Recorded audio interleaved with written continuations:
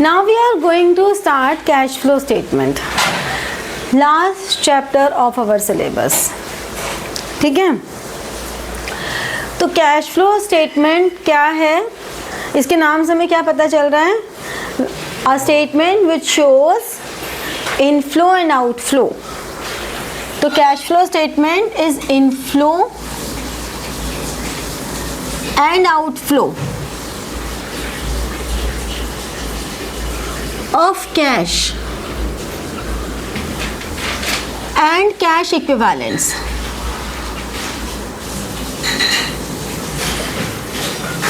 ठीक है, inflow and outflow of cash and cash equivalents. Cash equivalents of from. अब हमारी जो कैश फ्लो स्टेटमेंट है that is prepared under accounting standard 3 revised. ये बात का ध्यान रखना, कभी भी आपको अगर एमसीक्यूज में आ जाता है option AS3 A option or B option is AS3 revised. The correct answer is AS3 revised. Never mark AS3. बच्चे फर्स्ट ऑप्शन AS3 देख के ओह ये तो मैं पता है, ऐसा नहीं होगा. AS3 revised is the correct answer. ठीक है, तो AS3 revised के अकॉर्डिंगली पूरा फॉर्मेट है, उसी के अकॉर्डिंगली सारी एक्टिविटीज़ है, तो वी कांट चेंज. यहाँ पे हमारी मर्जी नहीं चलेगी. So inflow and outflow of cash and cash equivalents from operating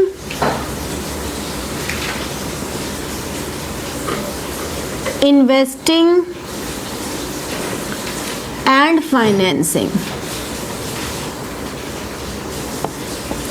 in 3 activities में ऑपरेटिंग, इन्वेस्टिंग एंड फाइनेंसिंग, इन 3 एक्टिविटीज़ के अंडर में कैश एंड कैश इक्विवेलेंट्स को डिवाइड करना, that is cash flow statement. अब ये inflow and outflow of cash and cash equivalents की बात कर रहे हैं, तो हम थोड़ा और इसको स्क्वीज करते हैं. Inflow and outflow of cash. If you remember cash book in class 11th, तो वो भी तो यही बताती थी. क्या बताती थी? Receipts and payments of cash, यही तो बता रही थी. तो रिसिप्ट्स मतलब इनफ्लो, पेमेंट्स मतलब आउटफ्लो. तो what is the difference between cash flow statement and cash book?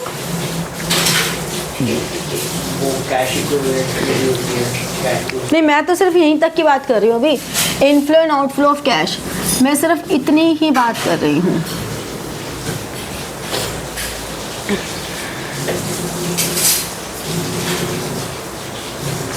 तो मैं ये कह रही हूँ कि अगर हम इसकी इस लाइन की बात करें और इसके receipts and payments of cash देखें तो दोनों सेम ही बात है. फिर व्हाट इज द डिफरेंस? वो 3 पार्ट्स में बताता है. मैं वहाँ तक तो पहुँची नहीं ना, मैं यहाँ तक की बात ही नहीं कर रही ना, मैं सिर्फ यहाँ की बात कर रही हूँ कि अगर मैं इस बेसिस पे इन दोनों को डिफ्रेंशिएट करूँ तो what is the point of difference? Cash book में क्या क्या कॉलम होते थे? बस, और कोई कॉलम नहीं थे. पर्टिकुलर्स और डेट. ठीक है, ये जो डेट का कॉलम है यही पॉइंट ऑफ डिफरेंशिएशन है. Cash flow statement is prepared chronologically. Chronologically हम इसे प्रिपेयर करते हैं, जबकि this is prepared at the end of financial year. जब हमने बुक 3 का चैप्टर 1 पढ़ा था तो हमने ये बात की थी, क्या की थी, कि हमारी एज पर कंपनीज एक्ट कितनी फाइनल अकाउंट्स होते हैं? Balance sheet, positional statement, statement of P&L, notes to account and cash flow statement. ये हमारे फाइनेंशियल स्टेटमेंट्स के मेजर पार्ट हैं. तो यानी कि अगर ये फाइनेंशियल स्टेटमेंट्स के मेजर पार्ट हैं तो cash flow statement is prepared at the end of financial year. This is prepared at the end of financial year, whereas this is prepared chronologically. This is the major difference. बाकी तो difference है ही कि ये 3 categories में divide कर रहा है, ये नहीं कर रहा, ऐसा कुछ। तो इसका जो मेन मोटिव है वो होता था कि कैश बैलेंस को जानना, कितना हमारा कैश बैलेंस है मंथली बेसिस पे। इसका मोटिव है इन 3 कैटेगरीज के बारे में बात करना, ठीक है। तो हमारे पास इस चैप्टर में से 8 नंबर का आता है। 8 नंबर में से एक 6 मार्क है, एक 1 मार्क है और एक 1 मार्क है।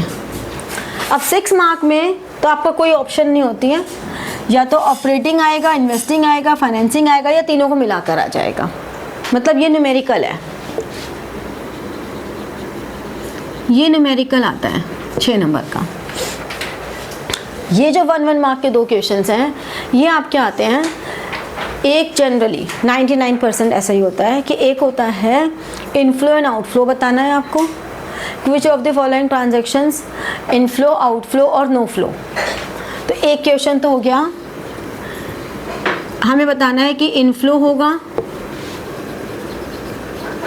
आउटफ्लो होगा, नो फ्लो होगा, ठीक है।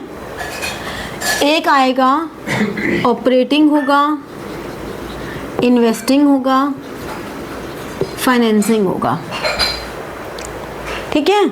तो इस तरह से ये क्वेश्चन आता है। तो मोस्टली ऐसा ही होता है कि 2 नंबर का ये आएगा और 6 नंबर का ये आएगा, इस तरह के आते हैं। तो सबसे पहले हमें किसी भी ट्रांजैक्शन के बारे में समझना है कि वो इनफ्लो है, आउटफ्लो है या नो फ्लो है। तो आपको उसमें सिर्फ ये देखना है कि कैश के ट्रांजैक्शन में क्या हो रहा है। जैसे कि मान लो मशीनरी परचेज्ड, तो क्या हो रहा है, outflow. Issue of shares, inflow. Issue of shares for purchase of machinery, no flow. Bonus issue दिए, नो फ्लो, ठीक है ना। रिडम्पशन ऑफ डिबेंचर्स, आउटफ्लो, ठीक है ना। पेमेंट टू डेटर्स और payment from debtors, inflow. Payment to creditors, outflow. Commission received, commission paid, बस। ये कितना सिंपल है। सबसे पहले हमें इसी को लेके चलना है कि इनफ्लो, आउटफ्लो, नो फ्लो में पता होना चाहिए। कैश एंड कैश इक्विवेलेंट्स हमें पता होने बहुत ज़रूरी हैं, क्योंकि इसमें नो फ्लो बहुत होता है। कैश एंड कैश इक्विवेलेंट्स, इसमें क्या क्या आते हैं, cash in hand, cash at bank, current investments, marketable securities,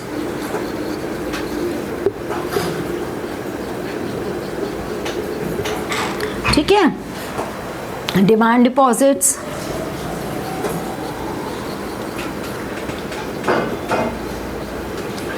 तो जो भी हमारे कैश एंड कैश इक्विवेलेंट्स हैं means they can be converted into cash very easily without losing its core value, ठीक है। तो अगर हमने सेल ऑफ मार्केटेबल सिक्योरिटीज़ की, परचेज ऑफ मार्केटेबल सिक्योरिटीज़ की, डिपॉजिटेड इन बैंक किया, विड्रॉल फ्रॉम बैंक किया, ये ट्रांजैक्शन जो कि इन्हीं के बीच में घूम रही हैं, तो वो हमेशा नो फ्लो ही रहेगा। ऐसी ट्रांजैक्शंस जो इन्हीं के बीच में घूम रही हैं वो हमेशा नो फ्लो रहेगा, क्योंकि वो कैश एंड कैश इक्विवेलेंट्स के बीच में घूम रही हैं। समझ में आया? इनफ्लो, आउटफ्लो, नो फ्लो का कॉन्सेप्ट समझ में आ गया? कोई डाउट? ठीक है, तो ये नोट डाउन करो, फिर हम एक एक एक्टिविटी को करेंगे।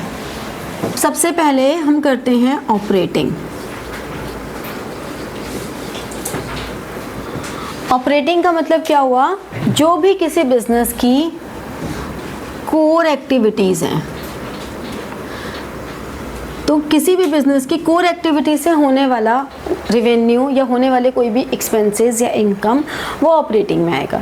जैसे कि मान लो कोई मैन्युफैक्चरिंग कंसर्न है तो प्रोडक्शन उसका कोर एक्टिविटी है, कोई होटल इंडस्ट्री में है तो रेंटिंग उसकी कोर एक्टिविटी है, कोई फाइनेंस ऑर्गेनाइजेशन है तो फाइनेंस कंपनी के लिए पैसा इन्वेस्ट करना, मनी पे देना, ये इनकी कोर एक्टिविटी है। ठीक है, तो जो भी उनकी कोर एक्टिविटी होती है उस पर फोकस करना इस ऑपरेटिंग।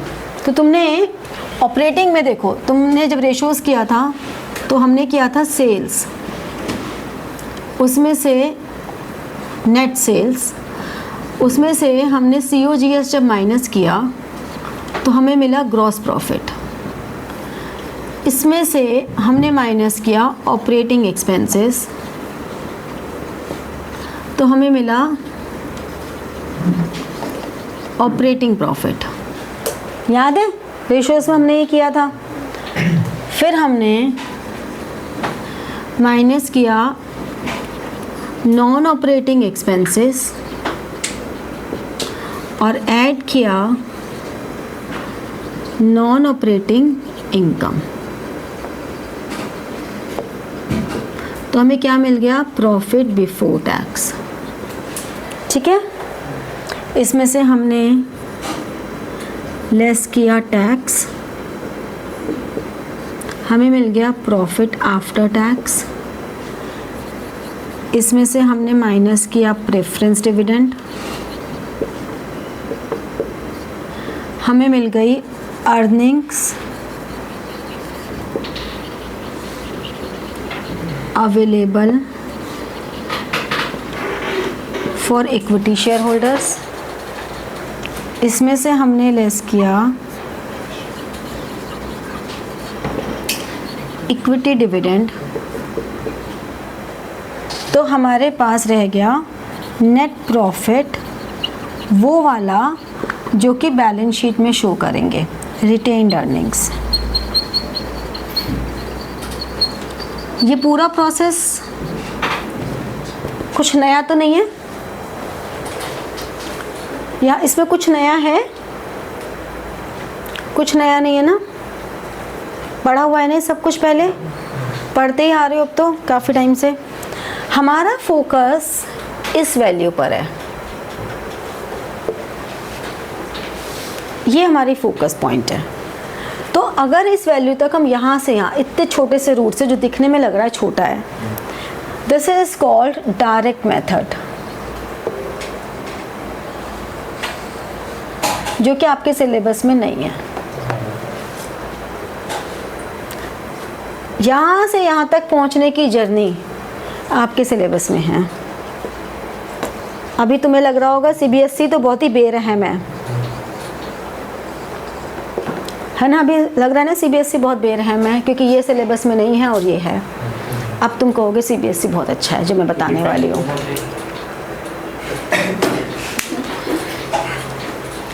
मैं आई थैंक यू। सिंगल एंट्री याद है 11th का? किसी को याद है कि हमने सिंगल एंट्री सिस्टम पढ़ा था 11th में? नहीं याद है, छोड़ो।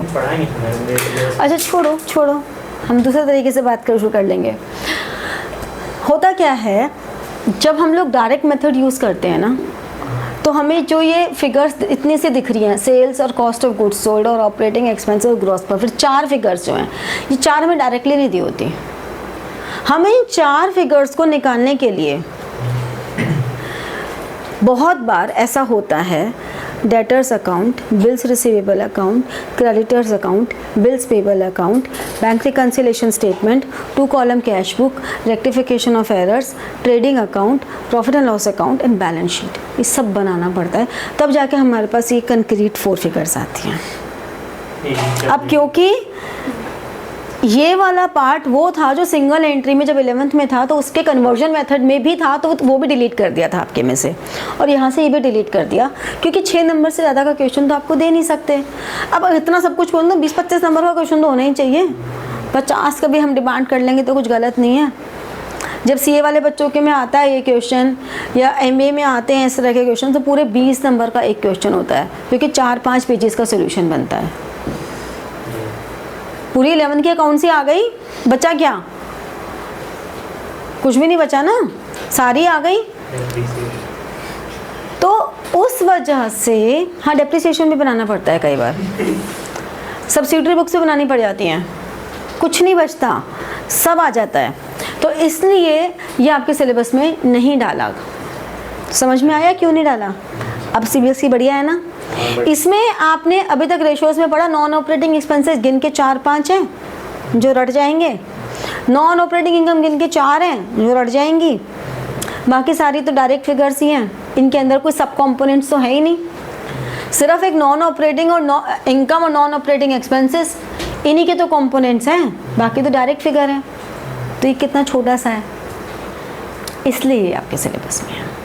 अब CBSE अच्छी है। तो हमारा फोकस होता है ऑपरेटिंग प्रॉफिट पे आना। तो कोई भी ऐसी एक्टिविटी जो बिजनेस ऑपरेशन से डील करती है वो हमारी ऑपरेटिंग एक्टिविटीज में आता है। जैसे कि अगर कोई रियल एस्टेट कंपनी है तो उसके लिए रेंट रिसीव्ड इज ऑपरेटिंग, जबकि नॉन ऑपरेटिंग इनकम में रेंट रिसीव्ड आता है। Rent received, discount receive, interest received, dividend received, याद है नॉन ऑपरेटिंग इनकम में हमने लिखा था लिस्ट में रेशोज में, ठीक है। इसलिए रेशोज हमको पहले अच्छे से आना ज़रूरी है क्योंकि उसके सारे कंपोनेंट्स यहाँ अप्लाई हो रहे हैं, ठीक है। फिर अगर कोई फाइनेंस कंपनी है तो फाइनेंस कंपनी के लिए इंटरेस्ट पेड हो या रिसीव्ड हो, डिविडेंड रिसीव्ड हो, ये सब तीनों आइटम्स आपकी ऑपरेटिंग में ही आती हैं। सिर्फ एक डिविडेंड पेड है जो कैसी भी कंपनी हो, रियल एस्टेट हो, फाइनेंस हो, नॉन फाइनेंस हो, कोई भी कंपनी हो, सबके लिए डिविडेंड, क्योंकि डिविडेंड हम किस पे करते हैं, अपने इक्विटी शेयर होल्डर्स को, अपने प्रेफरेंस शेयर होल्डर्स को। तो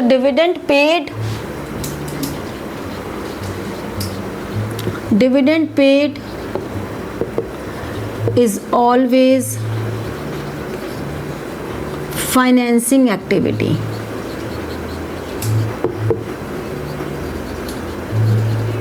financing activity irrespective of type या नेचर ऑफ कंपनी, कैसी भी कंपनी हो, कैसी भी, सबके लिए, ठीक है। समझ में आई बात। तो ये हमारे लिए फाइनेंस कंपनी का हो या रियल एस्टेट हो, इससे कोई फ़र्क नहीं पड़ता। Dividend paid is always a financing activity.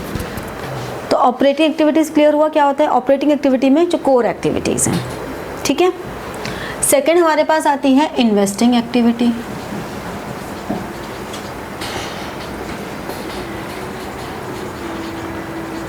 Investing activity में क्या हो रहा है, जो भी हमारी सेल यानी कि dispose of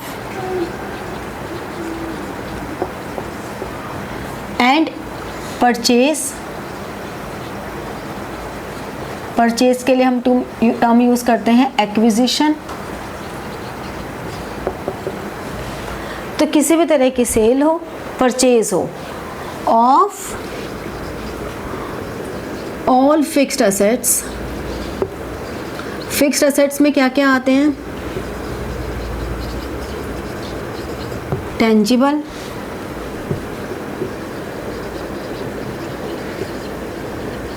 intangible assets,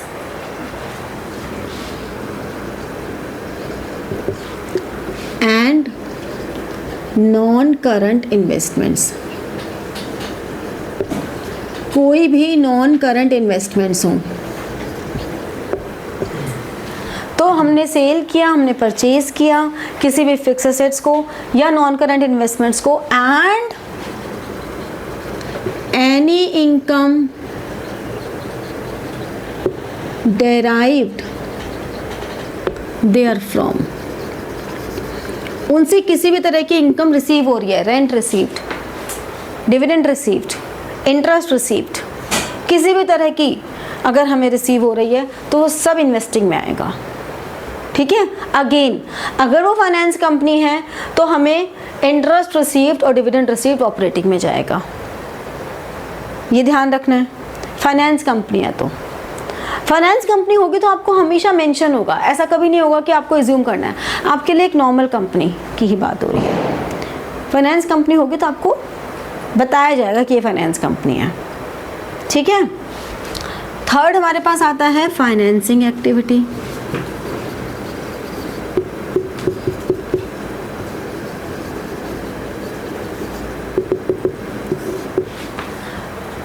financing activity में क्या हो रहा है? ऑल सोर्सेज ऑफ फाइनेंस,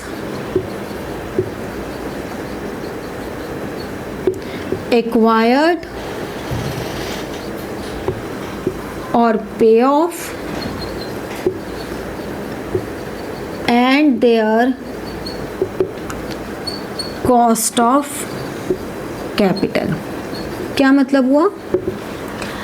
अगर कोई भी तरह के ओनर्स फंड है या बोरोड फंड है, वो हमने मनी रेज की है या हमने रीपे की है, जैसे डिबेंचर्स को रिडीम किया, बैंक ओवरड्राफ्ट को पे किया, ठीक है, या हमने उनको एक्वायर किया तो हमने इक्विटी डिविडेंड दिया, प्रेफरेंस डिविडेंड दिया, इंटरेस्ट ऑन डिबेंचर्स दिया, इंटरेस्ट ऑन बैंक लोन दिया, इंटरेस्ट ऑन बैंक ओवरड्राफ्ट दिया, whatsoever, if we are raising money and we are paying against that money, that is cost of capital, वो सब हमारा financing में आएगा। Again अगर हमारी फाइनेंस कंपनी है तो इंटरेस्ट पेड हमारा ऑपरेटिंग हो जाएगा, समझे?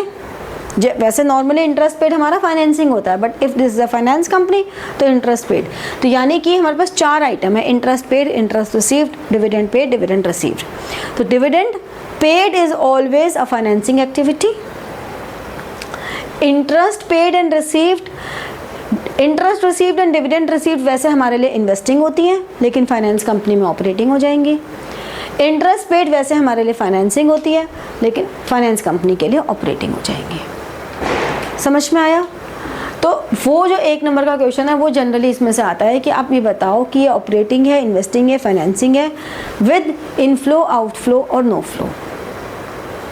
ठीक है, got it? Now note it down. तो like, share and press the bell button for getting your notifications and comment. ठीक है, thank you.